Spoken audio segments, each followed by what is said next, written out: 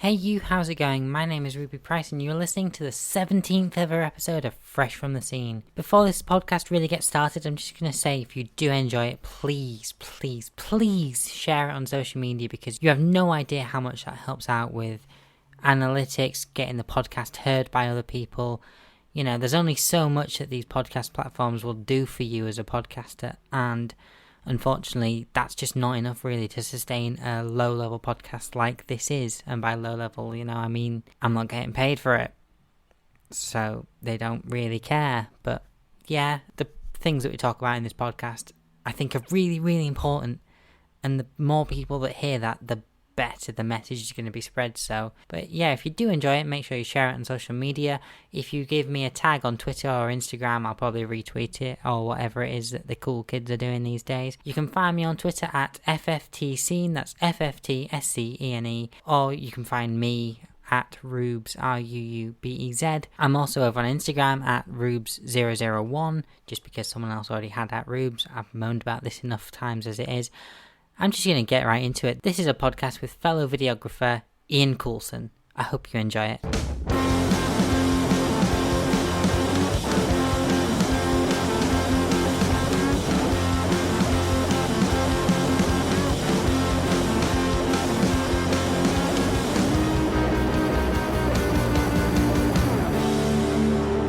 You're listening to Fresh from the Scene with your host, Ruby Price. Welcome to Fresh from the Scene. Today's guest is the incredibly talented Ian Coulson. Hi, thank you so much for having me. Thanks for coming on. How are you doing? Yeah, good. Very warm, toasty, sweaty, but otherwise alive. So, who are you, Ian Coulson? Like, what do you do? What do I do? So I am a photographer, videographer, content creator, if you will, working predominantly in the music industry, but lots of commercial film work, lots of corporate film work. Working predominantly as a director, cameraman, editor, kind of jack of all trades, master of none kind of thing. But yeah, predominantly, I guess, known as a content creator for bands and brands and artists and all of that lovely stuff. What would you say it was that, got you into music videography? Gosh, when would it have been? I grew up being in bands, from maybe being 15, 16. And so I was kind of consistently in bands for a long time and went to uni, not really knowing what I wanted to do in my life, but I enjoyed music and then kind of did, photography and bits of videos, as a hobby kind of growing up. Never considered it as a career, and then decided in the final year of of doing an English degree that actually, why not give, it's general kind of visual creation was something I really enjoyed. So, had no better ideas. So decided to give that a shot. Thankfully it took, 7, however many years later, I'm still able to do it and haven't gone bankrupt yet. But yeah, and so because I'd always kind of been in bands and was heavily involved in kind of local music scenes and all that kind of stuff, just kind of naturally fell into, taking photos at shows, making music videos for friends' bands, and, just generally people who I guess I knew just from being in bands. And and it kind of just went from there, really. The more kind of mates bands I worked for, the more people I got to know. And, as the age old saying is, it's not what you know, who you know. And as kind of the network of contacts grew, the level of work I was able to do, I guess, grew with that, and rest is history, I guess. Kind of 6-7 years on from first kind of starting. Yeah, I guess that's a brief history. You've ended up working with, like the likes of 30 Second Hours, Frank Carter, You Me at Six, as it is most notably, I think, from your Instagram feed. Mm-hmm. Surely there has to be some unbelievable stories that accompany that. Yeah, there's lots of stories. How shareable a lot of them are, I'm not sure. But yeah, I mean, what kind of story do you want? Something surprising. Something surprising. I mean, the stories I can tell, I just probably won't name names. In fact, I think I told I think I might have told this one on a podcast recently, but I'll do it again because it's a great story. There was an artist I was touring with who will remain nameless, and it was the first night of tour, and done the show. Show was all done, and a particular member of the touring party had a bit too much to drink, had kind of gone to bed, in a bit of a state. So we were on the bus, and don't know what time it would have been. It was late, and most of us were. I think all of us were in our bunks. Were like kind of, the bus wasn't due to leave for another hour or two. The driver was still asleep, and anyways, like heard a load of noise, kind of in what you call that bunk alley, like the little kind of corridor in between all the bunks, and this guy had kind of got out of bed, and I looked out, and he was just like squatting on the ground, and like there was the most horrendous smell. Oh God. Yeah. And so like my heart kind of stopped. Thankfully he hadn't done anything. We kind of, a couple of us looked out and were like, you're right. And he kind of drunkenly got up and just wandered down the bus and disappeared for, I don't know, about 20 minutes. Anyways, kind of fast forward to the next morning, our driver kind of came up to him in the morning. I was like, morning, how you doing, man? He was like old school, like road dog German guy who'd, been touring for years and years and years. He's like, good morning. It's funny thing. I got off the bus this morning, and there was two shits next to the bus, and I thought, oh, that's strange. Maybe it's some drunk guy from a club nearby. And then I noticed next to the shits there's a pile of serviettes with the bus company's name on.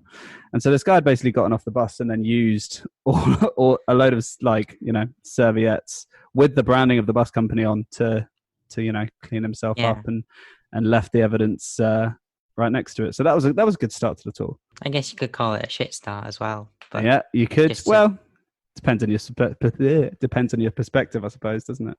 Yeah. Very good. Yeah, I always get asked kind of tour stories, and my mind always goes blank, and I'll think of 20 great ones after this. The problem is what happens in the situation is the only ones that come to mind are ones that I definitely shouldn't tell. But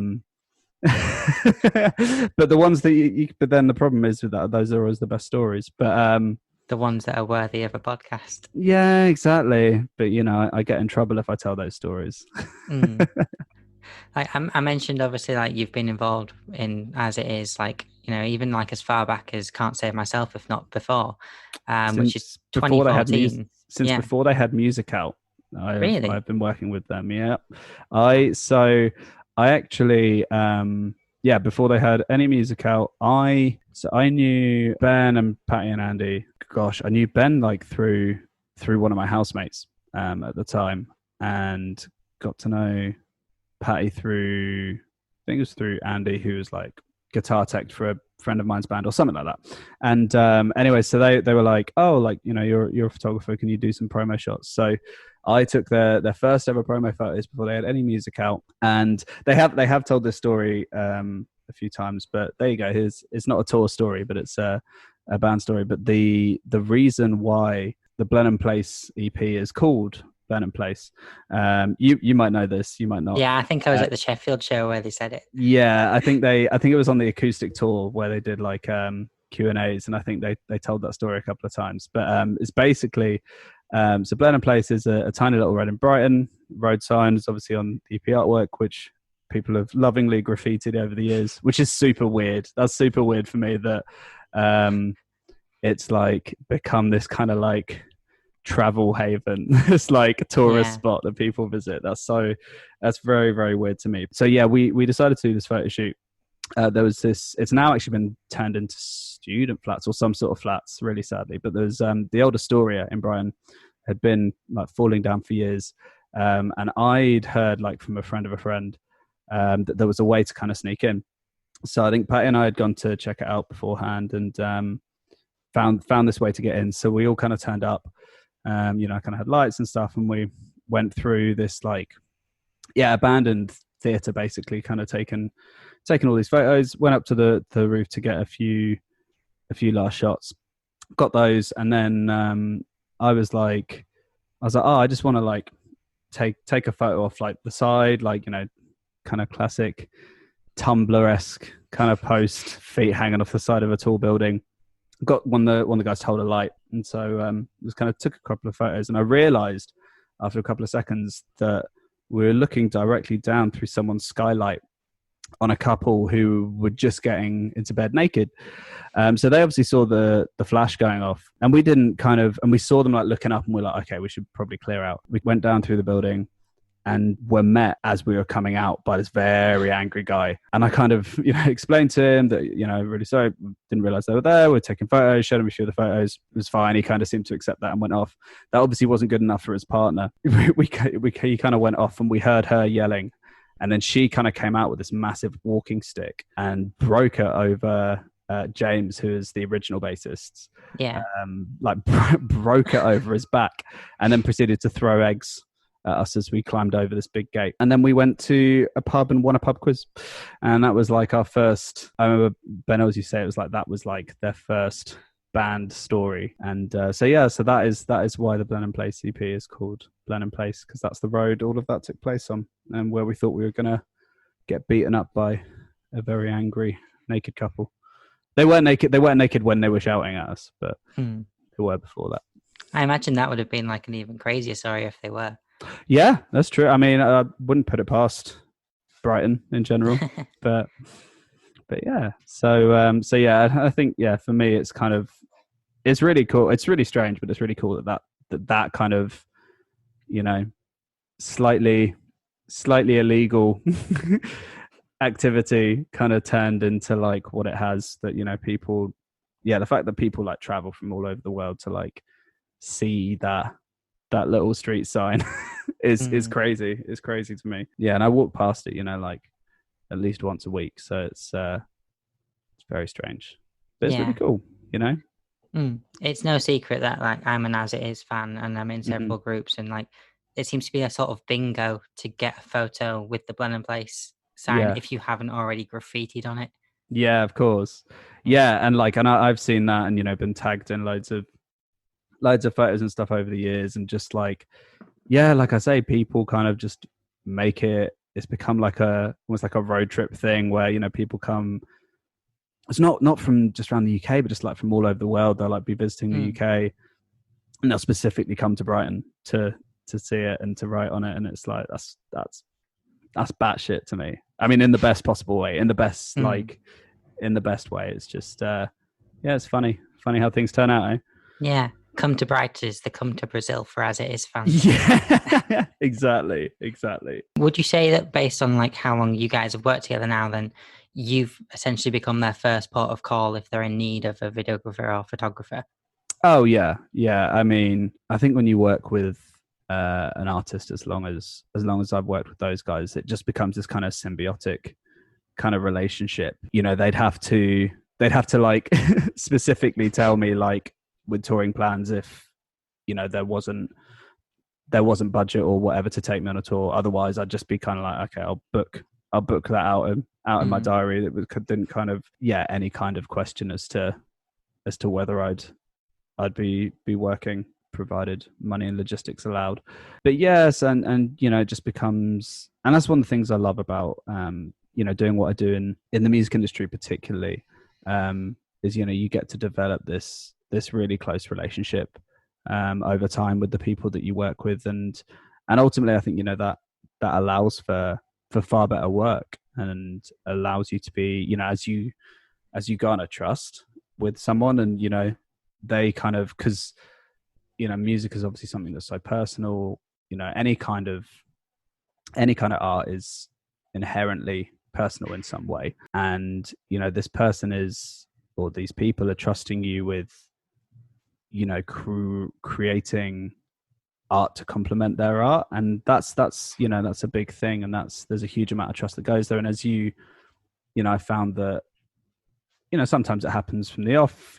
Sometimes artists aren't that fussy about videos and photos and all that kind of stuff, and that's fine. But like some people were really like, they hold it really close, and those are the people I think I enjoy working with the most, because once you build up that trust, it kind of becomes this like codependent in like a healthy way kind of relationship where you're able to like feed off each other. And like I don't actually really like it necessarily when artists kind of do your thing, do what you want. Like it's nice in some way because it's nice to have creative freedom, but I love being told, I have creative freedom, but also then being able to input, because I want it to be like a collaboration. It's like it's a meeting of the music and the visual side of things. And I think when you have that kind of relationship with an artist, that makes such a huge difference when you kind of able, it's like a collaborative project rather than they provide the music, you're providing the visuals and whatever. Like essentially what you're doing is you're creating their thing, but whilst also, using your own, you're the person with the equipment to do it. They just Yeah. need, someone to bring their ideas to life. Yeah, but also bring your own ideas. And I think that's, it's like, if you look at it like doing like a co-write on a song is, the reason, and it's so common for, I think people don't realize like how common co-writing in the music industry is. Like, it's very rare, certainly for an established band, to have entirely written all of their own songs. Like as much as they'd love people to believe it, it's just kind of, the standard that, you get, because it's so important to get other people's input, and it's so important. Otherwise you're just gonna, and this is, I was gonna say something, I didn't want to sound like a call out, but it's like, you can tell when artists haven't, because they release the same album 3 or 4 times, whereas actually it's so important to get different perspectives, and that's how you grow. Because and as a creator, I'm constantly trying to look at other people's work and gain inspiration so that I can widen like my repertoire of what I can do. Because if I just stick doing the same thing, I'm never going to grow as an artist. And it's the same with music, and I think that the relationship between like a content creator and an artist is very much that as well, is that I want to be able to bring their ideas to life with my own twist on it. But if I'm just bringing in my ideas, I'm going to be creating the same content or very similar content for every artist I work with, which is, I think it's important to have your mark and your style. But you're essentially another part. As a content creator, you're essentially another part of the branding team. And it really like grinds my gears when I'll see someone creating content for an artist and they've completely ignored, especially if the artist has like really strong branding and, be it color theme or general kind of like motifs and vibes and whatever, they've got like a branding and design team who have worked really hard to create this image for them. And then someone comes in and just ignores all that and kind of does the same thing. I think it's really important to kind of what you're creating for an artist to be like a marriage of your style and the artist's brand. And, something I really try, and certainly more recently in the last like 2 or 3 years, something I've really tried to take on more is putting my twist on their established branding, which I think is really important. Because I think in general, like, I hate calling them consumers, but like people who consume music, like, the fans and stuff, they're so much more switched on to this stuff. Like, and that was a big thing that actually, as it has taught me, was like, even, I was going to say with the last album, but even album before that with OK, like people clocked on to like the stylization. Is that a word? The stylization, we'll go with stylization of that whole album. And people started making it, like, blows my mind, like people started making their own clothes and like, and especially with the Great Depression, with the last album, like makeup looks and people making their own clothes and like their own merch. And like fans are so smart and so creative now. And it honestly, like, every time we tour and people turn up to shows, it blows my mind with how creative people are, like, in the best way. Because I'm like, you guys are like the next generation of people who are going to be working for artists and working in the creative industry, like, some of the the fan art, but just the ways in which people are able to get creative with like what the artist has kind of established as their like branding and stuff. It's crazy. And I think it's so cool. And I think bands are really, and artists, not just bands, but across the music industry, is like people are really switching on that actually people want to like invest in a brand, I guess is the easiest way to say it. But people want to get behind an idea. And like, you look at a band like Creeper, who I think have done it so well, have been so well styled with each album, and have had like such a backstory and a concept behind everything. And people love that. People love to like buy into this kind of like alternate world. 21 Pilots, obviously, great example. There's so many artists who are just like being so switched on with like it's not just about the music. You can write great music and yeah, you can do okay, but if you have a whole concept around it, that's what really makes people fall in love with it and really buy into it. You look back at like My Chemical Romance, 10, 15 years ago, they were doing this stuff. And that's, I think, had a huge contribution towards their success. And people just kind of seem to forget that worked for so long. And, not to say that people haven't been doing that, but I really feel like in the past 4 or 5 years, there's been a real like resurgence of like the concept album and like the kind of, the idea of it being more than just a collection of songs, which I'm all for because it gives people like me way more to work with. Yeah, I very much appreciated the sudden resurgence of actually creating an album rather than just creating a lot of singles put together, which has been the way the music industry's worked because algorithms favor singles. Yeah, exactly. And it's interesting, isn't it, how it's actually kind of gone. I hadn't really considered that it's gone kind of the opposite way to how with things like Spotify and all this kind of stuff, how you can, I mean, this is something that blows my mind actually, like off topic but on topic, is like the difference between industries as well. Like I worked a lot with kind of rock and in the kind of rock industry and all that kind of stuff, but also do work in like EDM and kind of hip hop and stuff like that. And the thing I think that blew my mind when I first started working for like EDM artists as an example is like you can have an EDM artist who might have 1 million, 1.5, 2 million monthly listeners on Spotify, but couldn't sell 100 tickets in London because it's such a playlisting thing. It's not about the artist, it's about the song and where it fits on the playlist. And you don't have the same kind of like passion in that world for like the artist as you do within like the rock world and the band world, I just found it fascinating. And that's these guys make a ton of money because, well, I say a ton of money, a lot more money than bands because, well, lots of reasons, overheads are lower, but particularly because they can get these crazy streaming numbers from playlists, and they don't really need to tour. They don't really need to, they can just keep churning out music, keep churning up the streams, and it's just a very different.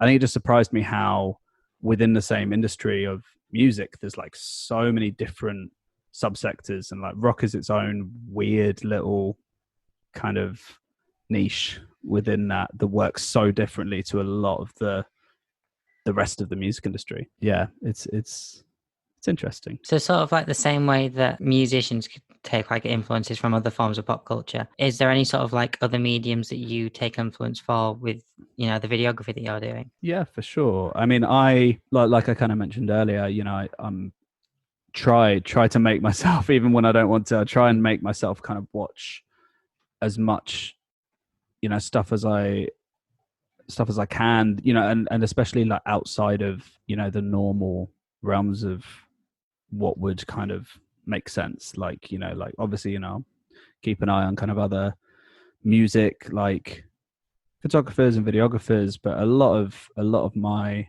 inspiration will come from TV shows and from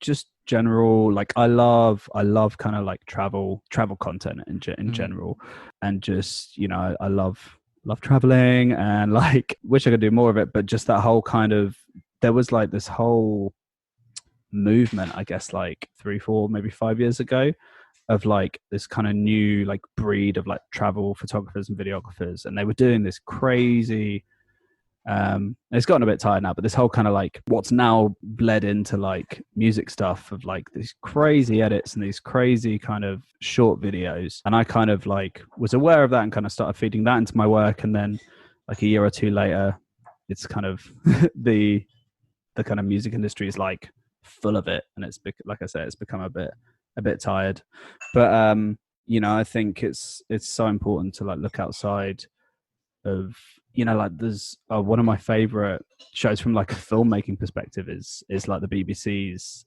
adaptation of Sherlock, which I think is like, oh man, that show is like years ahead of its time. Yeah, like some of the stuff they do cinematography and editing wise and stuff in that show is like, I can't even, I have to look it up like when the first series of that came out, but it was like it's older than you think it is. If you look at like some of the techniques and stuff they're using, 2010. So like the first series of that is 10 years ago, and they were doing stuff in that. And I think like I wasn't in the industry then, and so would watch it and wouldn't necessarily see it with the same eyes I see it now. But I look back on that now, and I'm like, they're doing stuff in there that didn't become like common usage for like at least another 5 or 6 years after it came out. Like it was so ahead of its time. And so like, yeah, stuff like that. And I love seeing broadcast TV and like movies and stuff where they don't just, because like broadcast world and like the rest of the kind of video industry are completely different beasts. Like to be like a broadcast cameraman and like, I don't want to say like doing what I do, but kind of being like a non-broadcast cameraman is like two completely different skill sets and like two different ways of treating it. And so I love when I see like more creativity in broadcast filmmaking. Yeah, I think we have, if you're a creative in any way, and you're passionate about wanting to move forward, I think you always need to be looking outside of your comfort zone for inspiration. And that's something I try and do. And yeah, I think it's important not just to stick to what you know. You mentioned like being ahead of the times in a sense in that. Obviously the most recent Frank Carter tour had the VR experience at the end of it. Were you involved in that decision, or was that more of a management thing? No, that's I think they're called Melody. And Yeah. I actually think they were also on one show of a tour that I did. I think it was Sleeping with Sirens tour. Oh gosh. In fact, I've got the pass in front of me. When was it? 2016. There you go. That's convenient. Yeah. So that was like 4 years ago. So they was doing that whole kind of like VR concert thing. Yeah. Like 4 or 5 years ago. And I remember the guy at the Sleeping with Sirens show, like showed me something. Was it Mumford and Sons? I think they'd done or something. And like, they were going kind of back then, and it's only really now that like VR, like from a consumer point of view, like VR has become a lot more accessible. I mean, that was the kind of thing where I had no idea that was happening until we turned up on the day, and management like, oh, by the way, all these cameras are this VR company, so if you can like stay away from them. And I was like, okay, fine, sure. But I like chatted to the guys from the company, and they were really nice. So yeah, so that was. Yeah, and so I'm interested to see kind of what happens, especially like I'm really interested to see what happens with them with everything that's going on right now, because I haven't actually really stayed up to date on what they're doing. Yeah, I think it's Melody VR they're called, and I'm pretty sure have like a big back catalogue of stuff. So that who knows, that might be the only real option, unless you want to watch a gig from a car, which I think they had the first. But it wasn't cars; it was like in Newcastle. I don't know if you saw this. That's happening right now, isn't it? Yeah, it's like a series of shows, I think, which is great if you're an artist who plays arenas, and can justify like whatever it is, 50, 60, 70 quid ticket. That's great. But if you're a band who are, playing 500, well, even like 1,000, 2,000 cap venues or less down to like a few hundred, it's like you're screwed. And, and it's not like, they made money anyways. So it's a weird old time. It's a weird, this conversation that, I'm sure has been had a million different times over the past few months, but it's a very strange time to be in the industry.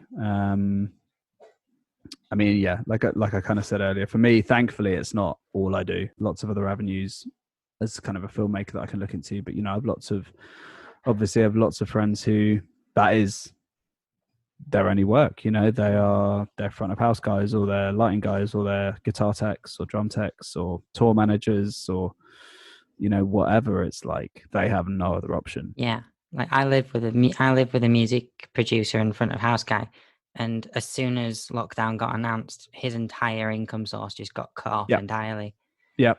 It's really shit. It sucks. It's there's no kind of like sugarcoating it. Really, it's a really crappy time to work in the music industry. But and I think I've done a couple of like podcasts and interviews and stuff over lockdown, and the thing I kind of keep coming back to is now is the time where we have to like adapt, and we have to change our approach, I guess, to to it all, which is very easy for someone like me to say who already has lots of other options outside of that. But I think as a music industry in general, I think we have no choice but to adapt, and I have no idea what that looks like. I think already people are, like the kind of There's been a lot of like home performances being posted and stuff. yeah, that's exactly what I was going to say. I think like the kind of rise of like the live stream, like the live stream gig, I think has been cool, and it's been really cool to see people get like creative with it. Even people who are like kind of much smaller scale, the more kind of underground bands and stuff. It's been really cool to see people, just having fun with it, and the larger acts kind of doing, like I know Nick Cave did like a ticketed stream from like Alexandra Palace, and like I think it's really cool that people are adapting. Well, there's no choice. It's that or go bust, really. But so it's it just all seems to come back to the fact that it's a weird time. I think I've heard the phrase "it's a weird time" more times than I've ever heard in my entire life over the past few months. But yeah, it's a mixture of it's a weird time and this is the new normal. It's like, I don't like that one though. no, the new normal implies that this is how it's going to stay. Yeah, exactly. Which is a scary thought. But realistically, I think it was funny because I think when it all happened, I was like, I had tours booked in for like September, like October, November, and I was like, yeah, those should still be okay. Nope. And I think even kind of back in like, I turned 30 in May, and I think I even thought that we'd just about get out of lockdown for my birthday, which I was wrong. I was meant to be out in LA for most of April, and I remember even wondering whether we'd be out like when lockdown happened. Then I was like, because just we had no idea like of the scale of it all, right? And so I remember thinking, well, should I book my flight? Should I not? Thankfully, I didn't book my flight, but there was a point where I thought, it'll be done by like early mid-April. I'll be fine to go to LA still. Oh dear. But yeah, it's what it is, right? Yeah, I mean, I remember seeing like Slam Dunk postpone their like 2020 until like September, and I was like, I'm still not sure if that's going to work. And right. lo and behold, it didn't. Like Enter Shikari started doing the tickets for a November tour, and then that got postponed as well. Like, I think it's fair to say that 2020 is just not going to see any more actual, live acts, is it? No, I mean, I've seen people announcing stuff for like December, which I think is still a little, no, not even a little. I think it's very optimistic. I mean, I've seen people even like January and February. I think, who knows at this stage, but we'll see. That's all we can do, right? Is just kind of take it as it comes. And I'm kind of very prepared for the fact that I probably won't shoot another show till Easter.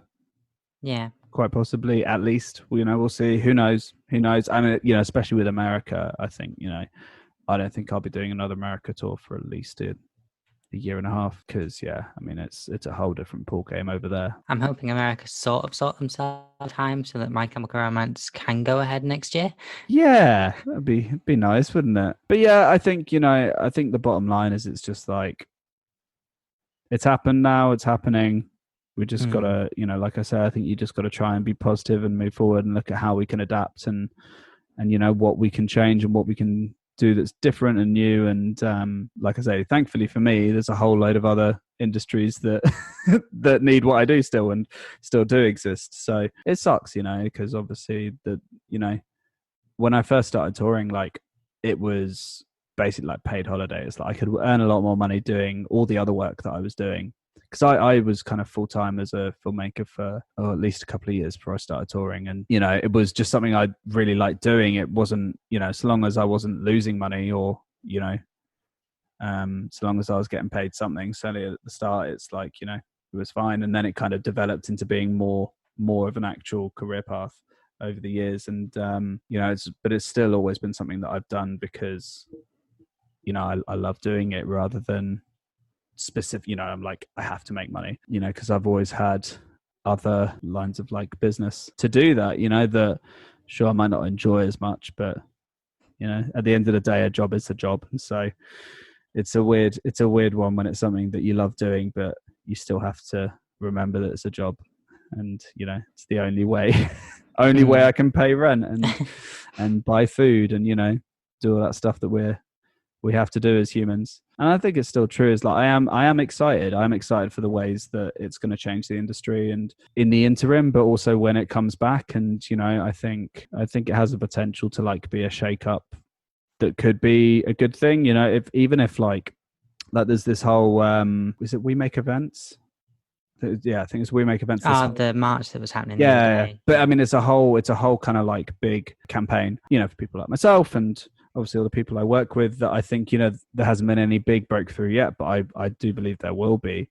And, I hope that that's like a positive thing going forward, that actually that puts things in place so that, people like myself and the people I work with are more protected from a government standpoint. And, it's like been this whole thing of like, there's been lots of support for like the theatre and all that kind of stuff, like your traditional like live entertainment, and nothing against that. I love the theatre. I love schools. I love all of that kind of stuff. However, the amount of people going to the theatre versus the number of people going to see live music is, very different. And so, I hope that and I do believe it, it has the real possibility to be like a positive force for change within that. So, time will tell, right? Yeah, obviously it might get very dated very quickly then, but what would you say to someone interested in starting out in videography? So there's the big thing is like, the big debate is always like, working for free and all this kind of stuff. And the advice I always give on that is you always give your abilities monetary value. And that doesn't not even monetary value, but you always give your abilities value. You always view any kind of work that you're doing, you view it as some sort of exchange. Sometimes that can literally be an exchange for experience. Sometimes it can be, connections. Sometimes, and hopefully a lot of the time it's actual money. But when you're starting out, it's like you do. I wish it wasn't the way, but you do have to do favors and work for free. And and I had to do it, and everyone I know who has a career has had to do it in some way or another. I think the really important but difficult thing to learn is to like differentiate between what's a good investment of your like time and abilities and what's not. So it's like, if you need the experience, absolutely. However, it's kind of like it's a mutual exchange. So if someone can definitely afford to be paying you, then they should be paying you. And that's where I get more irritated is maybe a strong word, but no, I do get irritated when I see people, it's exploitation on the part of the client, it's crap for people like me who would otherwise, be able to, be perfectly capable of working for a larger client like that and charging what should be charging. Long term, it's bad for the person doing the work, who's working for a client who definitely has the money to pay properly, but they're being exploited. There's always the promise of future work. However, the reality is, if a company is doing that, they will most probably just move on to the next person who's willing to, and it's like creating a culture of expecting, content for free and all this kind of stuff. It's like, it's so important to value yourself. It's like, I literally cannot stress enough how important it is. It's like, even if it's your first ever shoot, what you are doing has value. And ultimately that does, it should be monetary value. That's not necessarily how it always works, but your work 100% has value, and that needs to be basically, just don't let yourself get fucked over. Is honestly just is as simple as it is it's just like, you look at what you're giving and what you're able to bring to the table, and what's being given back to you should be equal or greater to what you're giving. Like that's as simple as it is. If that's in money, perfect. If it's in contacts and whatever, if what you're bringing isn't able to be very much, then sure, then that's and available resources as well, I think, is the big part in that. Is I guess the point I'm trying to make is that I see And I get it, but I see, these people who have, in the music industry as an example, people who have shot 2 shows approaching bands playing 5,000 cap venues, and I've had it where I've been booked for jobs, and I've been had jobs cancel on me because they found someone. Pretty much everyone who does what I do will have had it happen where they've had someone come in and offer, like blazingly be like, hey, I'll come and shoot the show for free. Like, not even like, they're like, I want to work for you. And they'll be like, oh, we can't afford to pay you. But it's like they've straight up come in and be like, I will do all of this for you for free. And it's like, no, because this person would otherwise be paying someone. So you're taking paid work away from someone else. So yeah, it's a really difficult balance to find. It takes a lot of time and getting it wrong. I got it wrong. I've charged way too little for things. I've done favors where, on the promise of future stuff and been screwed over. It's like, it happens, but you only learn by doing it. And so I say all this, but it's just important to hold it lightly as well and not take everything to heart. And that's the other big bit of advice, I guess, is that everyone gets imposter syndrome. Everyone feels like they don't deserve to have to do what they do, or even the opposite, that it's like, why aren't I getting the stuff? All these other people are doing this amazing stuff and I'm not doing any of that. And it's like, and my wife's actually been amazing over the years. For any time I get bummed out by like not getting a job or go, oh, look at what this person's doing, she's always been really good at being like, she'll often just go like, tell me what you've done over the past 6 months. And I kind of list it. She's like, and she'll just look at me and I'm like, yeah, all right, fair enough. And it's very easy. Don't know how many times I've had this conversation, but social media is such a blessing and a curse that, it's great for what we do and for getting your work out there, but it's such a like ego and soul killer, and like healthy ego. And like, a bit of ego is good. You have to have a bit of ego. You have to have self-confidence to sell what you do. But it can be such a confidence killer in so many different ways, from seeing what other people are doing and comparing yourself to that, to not getting interaction you want, to whatever, and I think the biggest thing is that I've learned is just, again, to like hold all of that stuff so lightly. It's so unimportant. And it's like, especially as I've realized, like with social media, it's like I'll work with people who have done like crazy stuff, are virtually non-existent on social media. And it's like, it's a really great tool, but it's not the be all end all. And I think I for a long time was like, well, if I don't have this interaction on Instagram and this number of followers, I'm not being seen by the right people. And I work with people who, very successful and, active on social media, but have, a tiny following, but I know that they know the right people in real life. You know what I mean? And so it's like, it's such a like a distorted lens that it's like, I think that's taught me a big lesson. That it's like, yeah, absolutely, social media can be really good for getting a platform and all that kind of stuff, but it's also not the be all end all. And honestly, I've really fallen out of love with like Instagram and all of that kind of stuff. And it's like, I very rarely post work on there anymore, which, I kind of will like every few weeks have a conversation with myself, and I'm just like, you know what, if I want to post, I'll post. And I think I for a long time was like, got to always be posting, got to always be keeping engagement up and be doing this. And I'm just like, you know what, like, if I want to post something, I'll post something. I just think it's like, coupled with the fact that Instagram have completely screwed over their algorithm in the last few years, it just doesn't make me want to. And I think I've realized that it's nowhere near as important as I thought it was. I rarely post, and I still have a job. Do you know what I mean? Yeah. It's like, and actually, like, yeah, I have had some work through Instagram and through Twitter and stuff, and I know a lot of people who get the large majority of their work through Instagram, which is awesome. But it's, so it can be great. And this isn't me shitting on, having a social media profile in any way, because it can be great. But it's like, I think a lot of people think it's the only way nowadays that you can kind of get known. And it's one way. It's one way of many that you can network and build a profile. And I love it when I like discover someone who is working for like crazy brands and clients and artists who I've never heard of, because it kind of gives me a bit of confidence that it's like, yeah, social media isn't anything. Definitely noticed like a lot of Gen Y/millennials just abandoning social media because, one, it's shit for people's mental health, and two, it's just not really necessary. So whilst I've still got you, is there anyone you'd like to or, shout out? Well, my mum, no.